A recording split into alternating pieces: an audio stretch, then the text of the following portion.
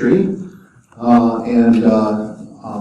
really privileged to have him here today, along with all of our great speakers, and at last count, over 715 attendees. So it's going really well for BSides Augusta. I'm now going to need Tim Gurganis.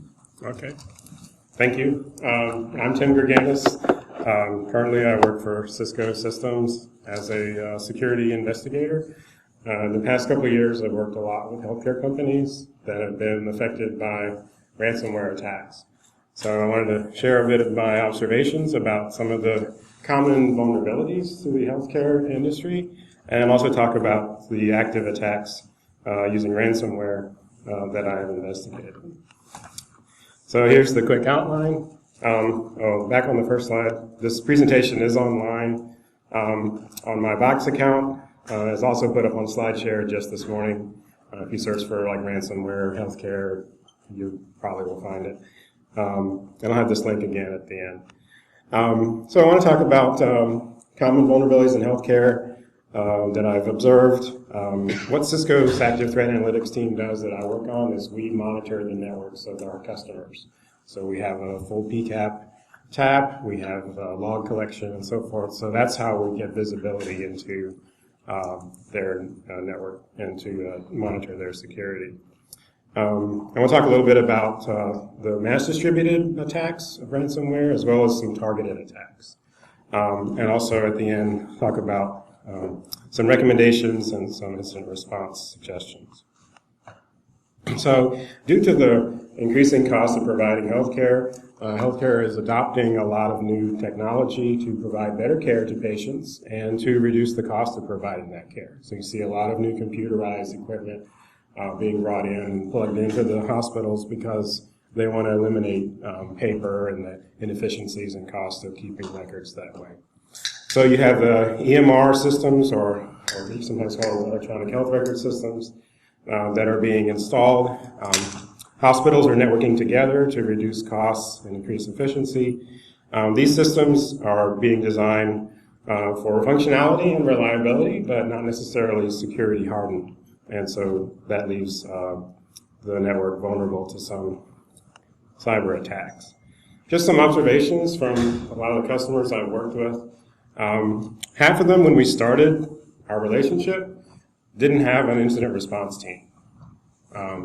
At some point, when we do our investigation, do all the network forensics and the impact assessment and all that, we have to turn it over to the customer, and we would ask them, okay, who is going to be the person on point in your IT security team to, receive these investigations and work with us to mitigate these threats? And they often, that was a process they had to begin when they started, other relationship and we were doing their monitoring. And so that's one thing. They really weren't prepared for some type of cyber attack. Another thing is that they're all running equipment that is connected to some type of older version of Windows. It might be an MRI machine that has an interface that's running Windows, but often the machine is working fine and providing excellent care, but the operating system of the controller is no longer supported, no longer patched, and has, as a result, many security vulnerabilities. Also, hospitals' networks are diverse. The average hospital has 50 different kinds of devices. So everything from an Oracle database server to heart rate monitor to a lab machine that does blood gas measurement or something. So you have all these types of computerized devices that get plugged into the networks. Many of them were not designed to be on a network, and they're definitely not designed to be secure on a network. They don't have authentication. They often don't use encryption, and they don't get security patches. Another observation is that the IT staff at a hospital is generally smaller than it ought to be, and they're very busy. The CIO of a hospital may have 100 to 200 active projects. Some of them are security related, most of them are not. And so it's very difficult in some cases to get the right visibility to security threats, to get the dollars allocated and the buy-in from the C-level to solve some of these problems. So what are some common vulnerabilities that I've observed? First of all, they're still using shared passwords for things like service accounts in a lot of cases, particularly those used on, like I say, embedded controllers or back-end systems that that are used for the accounts are used for maintenance, but they allow a lot of access to the system and therefore to the network. There's low use of encryption. Most of the devices don't do a lot of logging, so when you do have an incident, there's not a whole lot to do forensics on. But it also means that your detection for attacks is not very good. They have weak or flawed encryption. That is, the key length is too short, the algorithm they're using is not secure, they have poor randomization. Some of the basic flaws that have been solved in other verticals, but have yet to be addressed, often with the medical devices. They often, if they're running web applications, they have remote file include vulnerabilities, SQL injection vulnerabilities, and just some of the basic common vulnerabilities that we see. And these are not being patched in a lot of cases because the hospital doesn't have the resources to test the patches. Plus, they have a lot of applications to test. Like I said already, they're still using devices with out-of-date operating systems. These could be older versions of Linux as well as Windows, but the ones that have been causing the most problems seem to be Windows. There's not much authentication to put a device on the network. There's also not segmentation in the network. So once you get even something like a HVAC building controller online, it can actually talk to a lot of the other networks in the hospital, including the ER, the lab, the admin area, and so forth. So this is a problem because once an attacker gets inside the network, they're free to move around and do lateral movement. There's low use of NAC, which is something I've already mentioned. Another challenge is they have so many distinct IT teams. So at one hospital I was at recently, they said they have 5 teams. They had the IT team that did the lab equipment, and they actually calibrated the machines as well as did the network administration just for the lab machines that did blood tests and bodily fluid tests and various analysis that you need to do. Then they had the admin systems, which was HR and payroll and that kind of thing. And then they had the clinical IT group that did administration of the things that actually touch a patient. So this was all your monitoring equipment for their pulse ox, their heart rate, and so forth. And then you had the building and physical security group. So this was people that had the electronic thermostats that were networked, the security camera system, all that. And these groups didn't talk to each other. And so one of them, for example, the building management people could put a big HVAC controller on the network, and it might have some vulnerabilities, and now you're exposing the admin systems and the lab systems to that potential attack. And so this is a challenge that I've seen in a number of healthcare organizations. What's been the impact of these customers? Every one of my customers has had some type of ransomware incident. They've had systems that were encrypted, mostly by mass-delivered ransomware, such as CryptoWall, TeslaCrypt, or Locky. The most common way that I've seen them being infected is to click on a link or go to a website where there was malvertising. And this is back when Angler Exploit Kit was active. And you'd see a lot of infections because they didn't patch Flash, and they would get a malicious download through their web browser. The second way is opening email attachments that they shouldn't. As you can imagine, hospitals passed around a lot of reports. Some of them were attached to emails, and it was very common in their business to open up these attachments, which in the case of an attack contained malicious macros that would install ransomware on the machine. 75% of medical institutions, believe they have or have been a victim of ransomware or believe they have been. And so we can say in general, the healthcare is lagging in its defense and protection from cyber attacks, and this puts your PII, your personal identifiable information, and your PHI, your healthcare information, at risk.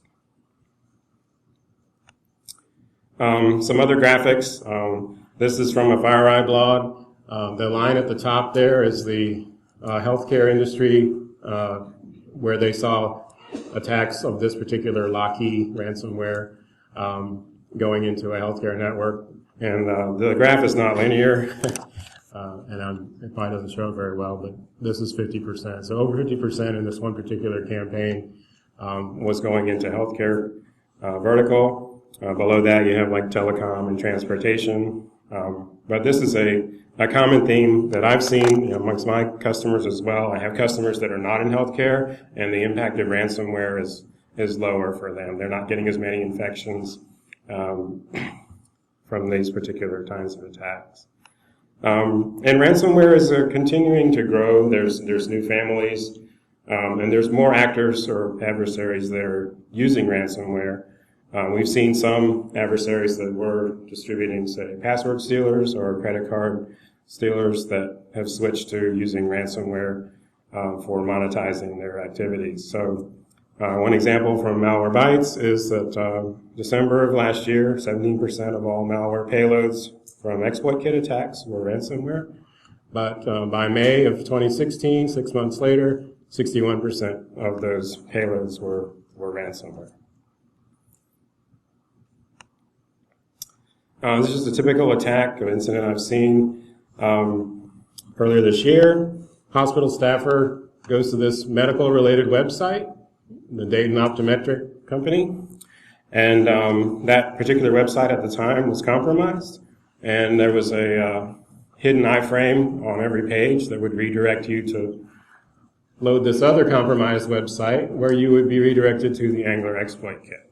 So just by going to this website, which seems like a reasonable thing for the hospital staff to do, they end up getting, in this case, the TeslaCrypt ransomware on that machine. So the way exploit kits work, if you don't know, once you get to the landing page and you load that in your web browser, there's code on that page that's going to determine the version of Flash that you have and the browser you're using and the operating system version. Then it's going to select an exploit that works against that version. In this case, the hospital had like a golden image they were using to install all their PCs, and it had like Flash version 11, which the new one is like 21. And so an exploit for version 11 was downloaded, and when it succeeded, it downloaded TeslaCrypt, which is ransomware, and began encrypting the machine. We knew that because we could see the communication back to the command and control URL, which is this telechannel.com. And so this is fairly typical. We find that hospitals have computers that are not up to date, and they're also not patching them. As I mentioned earlier, there are often hundreds of applications in a hospital, and they just don't have the resources to test them all to make sure the patches don't break something. And so I've found that they're very hesitant to want to patch, but after you see a lot of this, I think we've convinced most of them to begin that process, but it will take time because of the number of applications and configurations that they're testing. We've also seen infections come from staff using personal email accounts on their workstations in the hospital. Usually they're not getting them from the hospital's official email servers, but a lot of them are allowed to access their personal email. They open an attachment they shouldn't, and they get ransomware that way. So I just want to review quickly some of the active ransomware families. So the first one is CryptXX, which is believed to have been developed by the same group that wrote the Reviton ransomware, which came out years ago. But this is a case where had an adversary that's been involved in malware for a while, and they decided to write a ransomware malware. They're distributing it via exploit kits as well as via malicious email attachments. It has to have some features to avoid detection by automated sandboxes, so it will sit there idle for like an hour, and then it will begin encrypting so that it will perhaps time out the sandbox. Also, so that the user doesn't associate like opening that email or going to that web page with getting ransomware. The two events happen far enough apart; they don't correlate. But CryptXX will also maybe monitor for mouse moving or check the name of the CPU in the registry in order to determine whether it's in a sandbox or whether it's on a real machine. CryptXX will encrypt the files in the local drive as well as those on mounted drives, so USB devices or network-mounted shares. If it can write to them, it's going to try and encrypt them. In addition to encryption functions, CryptXX will also steal your passwords at rest and your Bitcoin if it can find it. So it's going through the file system looking for stored passwords and shortcuts to your web browser or your FTP client or your email client. So in addition to dealing with all the ransomware implications and restoring your files, after you get CryptXX, you'll need to change all your passwords. Another active family is the Cerber ransomware. Cerber is distributed by malicious email attachment as well as by exploit kit. And I just had a few example subjects from campaigns that I've seen where Cerber was the payload of an email. And notice that they're kind of business related. So it could be the name of a company. It could be this user has shared a message with you, and it'll lure you to open the attachment. Or it could be a fake file sharing message that indicates that someone shared a file with you, an important file with you. So these seem to be targeting more business users than say a home user. Cerber has been the payload from the DRIDX botnet. Usually the form of the attachment that has the malicious macros is a Word doc, although they have experimented with using RTF files as well as using the newer JavaScript downloaders. So in this case, you have a zip file attached to an email. Inside is a JavaScript file. It's really small. And that script will execute when you open it using the Windows scripting engine to download the ransomware and then run it. Some interesting things about Cerber's command and control communication is it uses UDP on this port 6892. And you can see it scans a large range of IP addresses. One of these, I've seen these three used. And I think that's just make it more difficult to block the command and control communication. Lastly, we have the Locky ransomware, which I think is probably the one I see the most in terms of the mass distributed. This one seems to be exclusively distributed by email attachment, using the DRIDX botnet, which used to deliver the DRIDX info stealer. This particular botnet only runs on weekdays. So again, some indication they're targeting businesses because businesses have money to pay their ransoms. Locky uses an affiliate model, so you've got cooperating adversaries, designing a version of Locky with their affiliate and then being distributed by the DRIDX botnet. Here at the graph at the bottom here is the very first day Locky came out, which was in February of 2016. And you can see that due to low detection by antivirus, the number of infections rose quite a bit on the very first day. So a bit about ransomware propagation. So some people ask me, does ransomware spread from system to system? And none of the mass distributed ransomware that I just covered has any kind of spreader function built in. And so in cases where you've seen that happen, where an initial infection occurred and then it spread to 20, 40, 60 PCs within a network, there was some actor doing the spreading. We were using a script probably, but it was an intentional mission just to target that particular network. I've seen this with CryptoWall back when it was active, that they would get a special build that wasn't detected by antivirus just for a specific target because they already had some remote access into that network. Often the spreaders use a Windows utility called PSExec, which is handy for moving files to another system once you have an appropriate password, and then kicking off the encryption on the systems they can access. So in those scenarios where it's a targeted attack, I've seen them break into like a JBoss server, which wasn't patched, and then they would dump the memory or search the memory of that server looking for Active Directory credentials. And then once they had a list of credentials, they would scan the network to see where those worked. Then they would build a target list, create the keys that we're going to use to encrypt that particular target, and then distribute the ransomware and the keys, and then kick it off with a scheduled task. So at the same time throughout the hospital, they would run an encryption routine, and then this ransom note would show up on the display saying that you had to pay 1.5 Bitcoin per machine in order to get your files back. This is what happened at the Hollywood Presbyterian Medical Center, which you may have heard about in the news, but it also happened at some other locations, some other hospitals, some even in other countries. So here's a story based on an actual incident. On a Sunday night, the hospital staff noticed IT problems beginning, computers showing strange messages.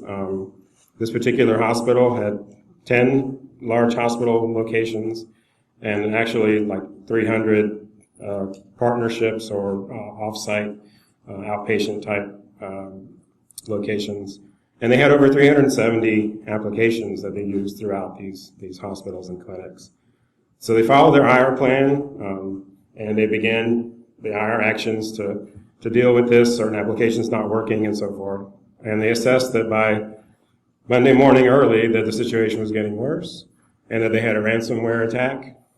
In this case, they decided not to pay the ransom. And so they determined they would need to shut off their electronic health record system. And that affected, of course, all of their locations, impacting patient care, building management system, their ability to order supplies and equipment and so forth. No patients were put at risk by this, but they were definitely degraded in their capabilities because they couldn't use their computers. Some lessons learned from this. They said, plan for this to happen at your location because it's happening everywhere as you see healthcare institutions are being attacked by ransomware. This is different from a PHI type breach because you're in a denial of access to your computers. It's not like your computer information is being stolen. Plan to have an incident command center that coordinates all of the now manual activities that you're going to have because your computer network is not available. Rehearse the plan. Include an alternate communications capability that is still HIPAA compliant. There was a temptation, everybody started just using your cell phones to send emails and text messages and we'll communicate that way, but some of that violates your compliance, so you can't just do that. You have to have a plan that is an alternative to the normal network, normal way of doing things, but it maintains that compliance. Another thing that they hadn't planned for was that the recovery would take three weeks. So within 72 hours, they had restored critical applications, but it took a full 3 weeks before everything was back to normal. And so during that time, certain processes had to be done manually on paper using a different special process. So if you've been rehearsing to have like one application go down, now imagine what you would do if they were all down. But this is what they went through. Another thing, I've seen them break in through I mentioned the HVAC controllers a number of times because we have seen some breaches where that was how they got in, and then due to no segmentation, that allowed them lateral movement inside the network. This may happen because the remote access on the HVAC systems is not secure, or it may happen in one case we saw where the vendor support guy came in, used the terminal sitting next to the controller to read his personal email and brought in the ransomware that way. I'm going to skip this slide about how it might get worse because I'm running out of time. There are some host mitigations that I have seen be effective. One is you can enable click to activate on your Flash plugin. That way when you go to a page that has those banner ads like this, they aren't run automatically. You will have to click on it in order to see them. This can be effective in preventing or making it require one more step before those Flash exploits will just run when you go to the page. Another is to change the way Windows handles JavaScript. As I mentioned, we're now seeing the email attacks that the attachment is a zip file. It contains a little JavaScript whose sole function is to download malware and run it on your computer. But there's really no purpose for having a JavaScript email attachment. And so at your email gateway, if you can block zips that just contain JavaScript, do it. Also, change the way Windows acts when you click on a JavaScript file so that it opens something innocuous like Notepad instead of running the script on your system, which would then infect your machine.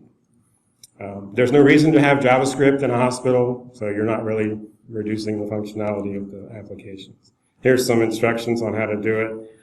You basically right-click on a JavaScript file so that you pick an application that's not the WScript interpreter, but is in fact, something harmless like Notepad.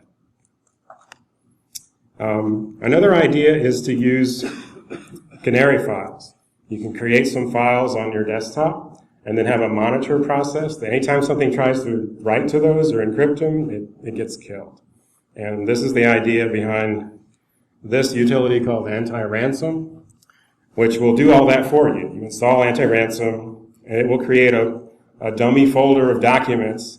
And if you get ransomware and it sees those documents and tries to encrypt them, then that process will be killed, and then it'll display this warning. This doesn't stop all encryption, but it'll stop most of it, right? Because there's no guarantee that the first files the ransomware goes after are your canary files. But when it gets to those, that process gets killed.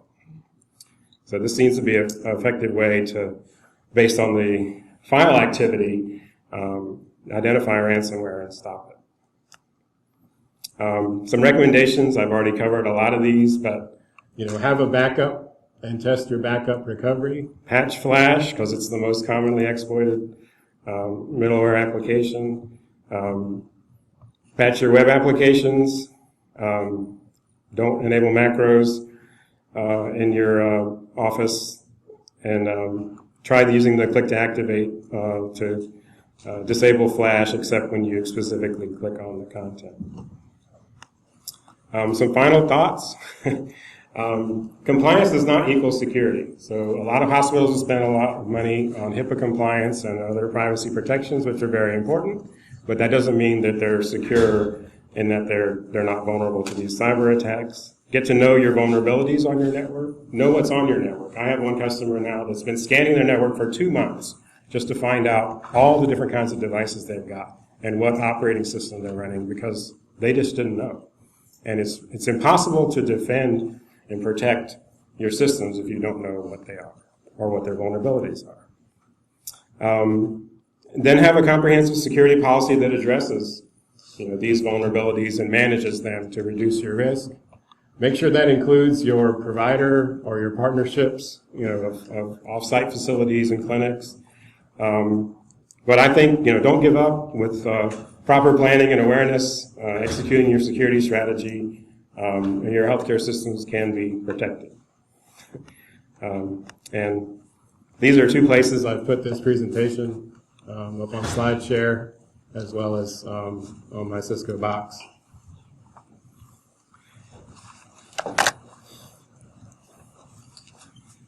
And I think that's it. Are there any burning questions? I hope you learned something. I enjoyed presenting here today. Yes, sir. Have you seen anything else outside of I know you said passwords and stuff that's been exfiltrated, but have you started to see some kind of things where you've been asked anybody that has PHI or PII on PCs or anything like that? I have not seen anything like that. That is one of my what if it gets worse predictions, is that you could see ransomware actors threatening to do a HIPAA breach if you don't pay the ransom. And so that hasn't happened, but it's conceivable that it could. All right, thank you, Tim. We don't have time for any more. Appreciate it.